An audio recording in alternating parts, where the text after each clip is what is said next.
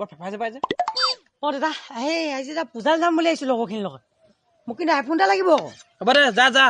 হেৰি সোনকালে আহিবি কিন্তু তই দেই মজা দাদা এই পইচাটো ক'ত থলি মই হোৱা বিচনাখনৰ গাৰুৰ তলতে যোৱাকালি তামোল বিকি 250 টকা পাইছিলো লৈ যা আহোঁতে কিন্তু 5-10 টকা আনিবলৈ নাপাহৰিবি আকৌ দাদা তই বৰ অকৰা হৈছে দেই কিন্তু 200 টকা বস্তু নহয় কমচে কম 30,000 টকা দে 30,000 টকা কি বস্তু সেইটো মোবাইল আকৌ দাদা তোক 30,000 টকীয়া মোবাইল লাগে দুবেলা দুমুঠি কেনেকে খুৱাইছো মইহে জানো তাক আকৌ 30,000 টকীয়া মোবাইল লাগে কিবা এটা কৰি দে আৰু দাদা এই 30,000 টকা থকা হলে মই ভাল হালোৱা গৰু এহাল কিনি খেতি কৰিলোহেঁতেন তহঁতক ইমান কষ্টত খুৱাবলগীয়া নহ'লহেঁতেন ভালকে পঢ়া শুনা কৰ 30 লাখ টকীয়া মোবাইল ল'ব পাৰিবি যা হ'ব দে তোৰ এই খুচনি থকা টৰ্চ জ্বলা মোবাইলটোকে দে আহোঁতে দেৰি হ'ব নে টৰ্চ মাৰি আহিব লাগিব লৈ যা কিন্তু সোনকালে আহিবি নে